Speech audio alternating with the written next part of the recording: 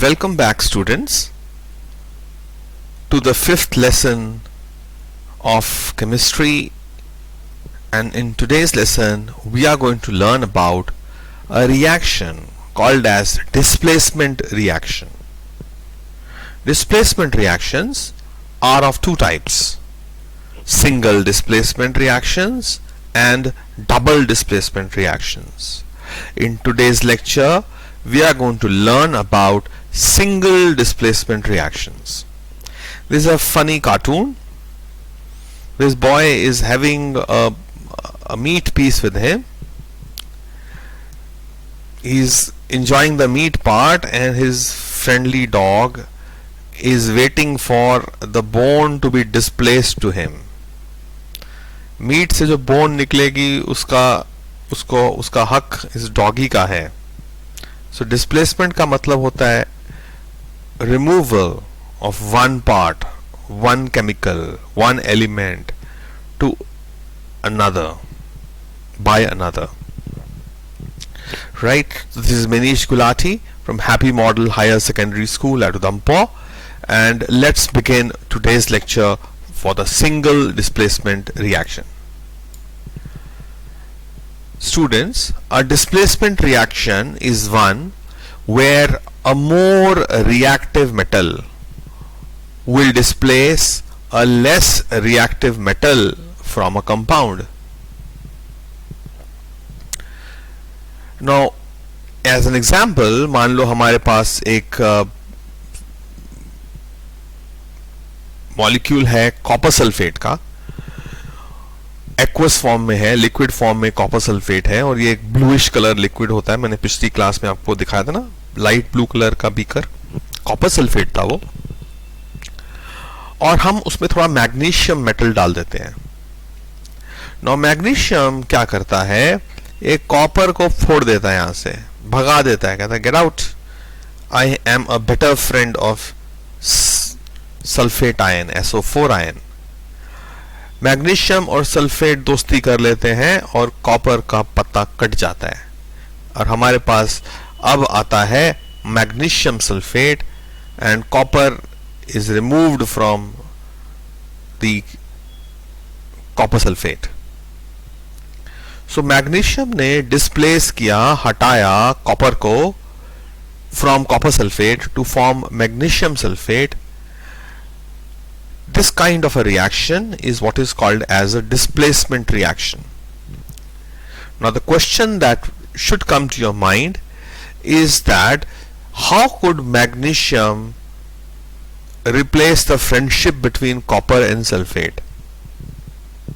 This friendship of copper and sulfate could be broken because magnesium is a more reactive, is a more friendly metal to the sulfate ion. पुरानी दोस्ती इनकी magnesium sulphate की, ये ज्यादा अच्छे दोस्त थे as compared to copper sulphate. तो नया एक पुराना दोस्त आ गया, नए दोस्त को हटा दिया उसने. तो इसका मतलब हमको ये जानना जरूरी है दैट कौन से मेटल्स ज्यादा रिएक्टिव होते हैं और कौन से मेटल्स कम रिएक्टिव होते हैं, ताकि पता चले कि रिप्लेसमेंट होगा कि नहीं होगा. So students, I produce to you the activity series of metals.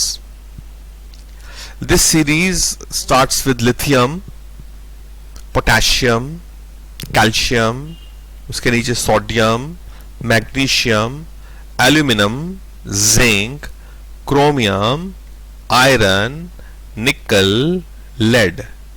हमने एक हाइड्रोजन डाला है बीच में. Hydrogen is not a metal but just एक रेफरेंस मटेरियल के लिए रखा है इसको हमने, बिकॉज सारे एसिड्स में हाइड्रोजन होता है, like hydrochloric acid, sulphuric acid, H2SO4, इसलिए हमने एक रेफरेंस के लिए डाला है. Bismuth, copper, mercury, silver, platinum and last में गोल्ड. सो जो मेटल्स इस सीरीज में ऊपर आते हैं, metals that come up above in the series, ये जो ऊपर वाले metals हैं ये ज्यादा reactive हैं, तो reactivity increases as we go up, right? So gold is the least reactive metal and lithium is the most reactive metal. अगर कभी डबल डिस्प्लेसमेंट होने की जरूरत हो तो आप देखिए पिछले एग्जाम्पल में पहले था हमारे पास कॉपर सल्फेट, कौन आ गया? मैग्नीशियम. मैग्नीशियम हमने बोला इज मोर रिएक्टिव. आओ देखते हैं. कॉपर हमारा दोस्त, कॉपर जो है वो तो यहां है, इधर है. और मैग्नीशियम कहां है? मैग्नीशियम तो यहां है. तो हमको साफ साफ नजर आ रहा है मैग्नीशियम ऊपर है सीरीज में. It is more reactive as compared to copper. Therefore magnesium replace कर देगा, कॉपर को हटा देगा. अब मैग्नीशियम सल्फेट है, हम मान लो सोडियम डाल दें उसमें, तो मैग्नीशियम जो है सोडियम मैग्नीशियम को से ज्यादा रिएक्टिव है, वो मैग्नीशियम को भी हटाने की कैपेबिलिटी रखता है. पोटेशियम और भी ज्यादा रिएक्टिव है. so somebody can ask you which is the most active metal? Answer is lithium. Which is the most reactive metal? Answer is gold. So metals can replace other metals provided that they are above that metal they are trying to replace in the activity series. The second information is that the metals above hydrogen can replace hydrogen in acids. So zinc plus HCl will be zinc chloride plus hydrogen gas. So metals from sodium upwards, sodium is here, sodium upwards, ये ऊपर वाले की बात कर रहे हैं, can replace hydrogen in even water. तो sodium से ऊपर calcium, potassium, lithium, sodium metal जो है अगर उसको पानी टच कर जाए ना, ब्लास्ट हो जाता है. There is a huge blast sodium और वाटर के बीच में. They can replace hydrogen in water. Calcium जो है वो पानी में आसानी से डिसॉल्व हो जाता है, रिएक्ट करता है वाटर के साथ. Right now let's come to a more formal way, and we are saying a displacement reaction definition: those chemical reactions in which a more active element displaces or removes a less reactive element from its compound are called as displacement reactions. In general, we have a molecule AB, it reacts with an element C and it forms AC plus B. So we can see C has replaced B.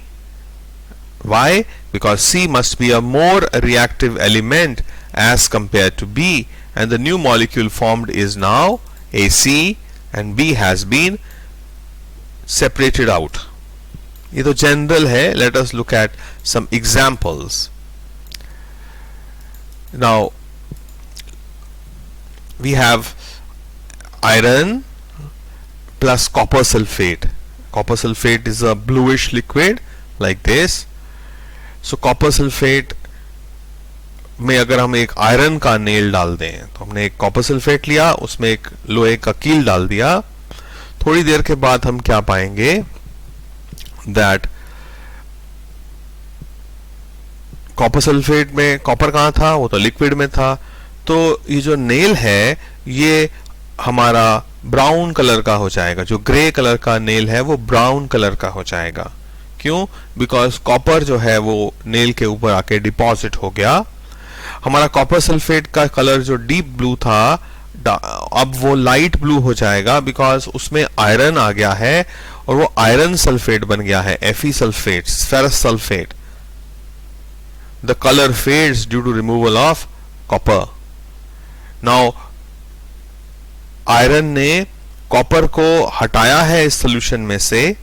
इसका मतलब है that iron is a more reactive metal than copper. Iron is more reactive than copper. This is a very famous experiment, part of our syllabus. So exam में भी लिखना पड़ता है आपको, तो डायग्राम भी ऑफ कोर्स बनाना ही पड़ेगा आपको.